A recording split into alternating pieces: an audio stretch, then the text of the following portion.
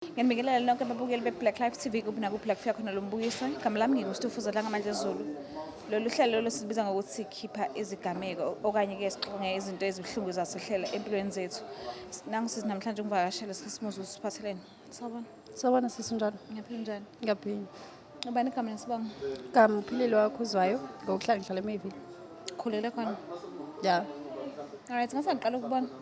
Ya ngike ngafika la ekhaya ngizolukuzela enye show ye prank. Oh, okay. So, ubekwe yini igameko ke? Hayibo igameko. Hayi ke yimi lo phela ngihlale ngibengenakho ukuhlala emakhaya endwethu yabo. So, mase kumele ukuthi ngize la eThekwini sengizozama amatoho. Ngo Facebook ke phela ke nawe yazi ukuthi xhunyana khona manje. Yimi lona ngihlangana nomunye ubhuti ku Facebook. Athi ubhuti khona ibhizinisi aliphushayo yabo. Nawe yazi Mazela kahle kahle ubhuti. cha nje ngimazela ku Facebook asikaye sabonana ndawo ukuthi nje phela emhlabeni Facebook nawe yazi social media. Hayi ubhuti abantu ke angitshela ukuthi hayi unebhizinisi aliphushayo kanje kanjena le mali yabo. Angisebenzi. Angazi umuntu eThekwini. So ngithi mina ngoba mina ngisemakhaya ngathi ubhuti wathi uhlala eNewlands ngathi uhlala eNewlands athi ubhuti indlela elulu ukuthi sihlangane esedrobheni eThekwini. Okay nami ngivumele phezulu phela ukuthi ngifuna ukuzoza ngebhizinisi labhuti. Hayi ubhuti mangifika ubhuti uthi ibhizinisi lakhe alihluphi kodwa udayisa imali. Lo bhuti lo. Udayisa ngemali. Hawu ngisayibuza nami Udayisa ngemali.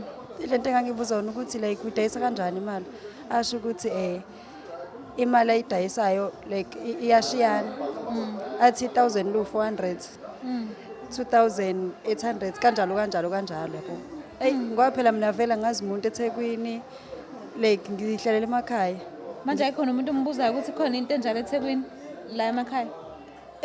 Angifikela ngalokho uyazi ukuthi nawe masisuza indaba yemali ukuthi imali yabo hayi mase ke sixhumaneke nobhuti sivumelana ukuthi hayi sohlangana ke eThekwini yabo hayi nangampela sihlangane sihlele usuku sihlangane mangifika bhuti nami sengifunile indawo yabo iseduze neTheku ngoba ngaqala ngafuna yase Chesterville khona ngakwazi ukuthi ngithole ngacinisa ngithole eMayville.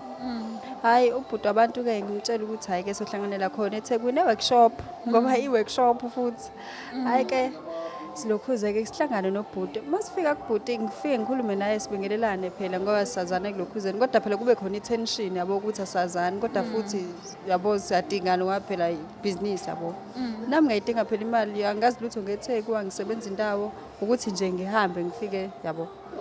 Hayi ngifike ke sihlangane nobhuti athi ubhuti ngimtshela ukuthi ibhuti anginayo imali etheni kodwa ngiyafisa ukuthi nami ngisuke ngale emakhaya ngizozama amatoho ngala eThekwini.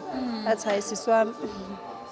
hayi siswami singakulungisa lokho ngidayisa 1000 ngo400 hayi mase ngithatha lona ke i1000 ke sivumela ukuthi 1000 hayi nangampela nginikeza ubhuti Manje ayikho nje into evuka emqondweni ukuthi akwazi phela ukuthi ungathengisela imali like imali uthengise ngenye imali akusekho nje emqondweni.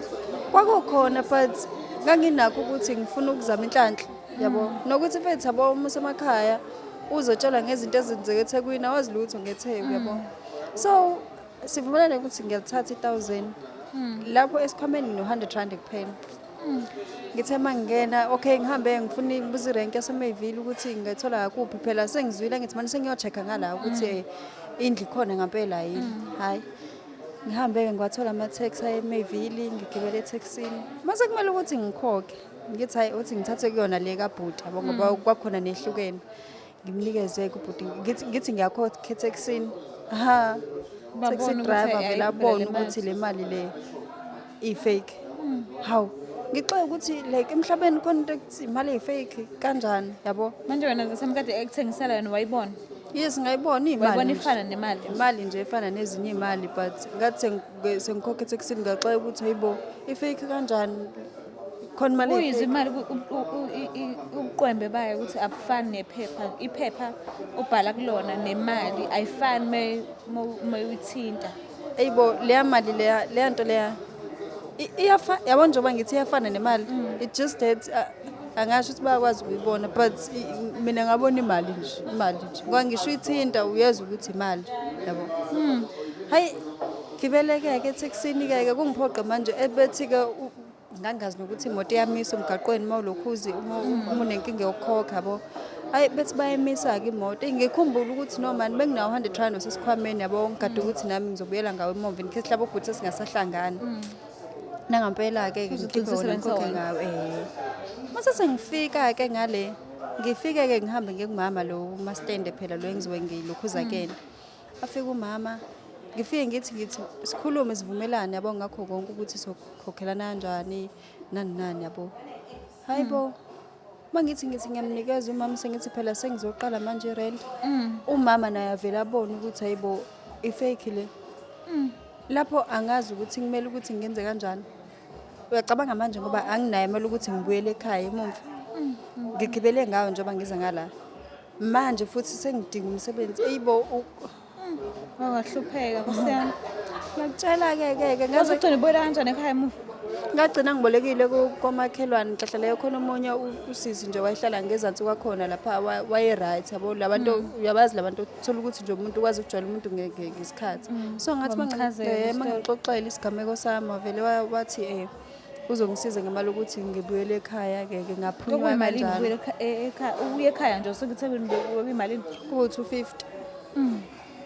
Kuba 250 kuphela ukuthi phela ngathatha inamba yakhe ngenzela ukuthi Ukwazi sengi-right ngikwazi ukuthi into eningi yenzeka nini nanti 2016 yenzeke ngo-2016 alizonda itheke emva lapho. ubani angiliphuphi noma ngilele. So wathi isikhathi singanani phela ubuye futhi uzeThekwini? Kungizatha 2 years because ngize ngabuya ngo-2018 ngoba nakho sekukhona isihlobo sasekhaya esikhona ngale maybe ngoba manje sengihlala khona.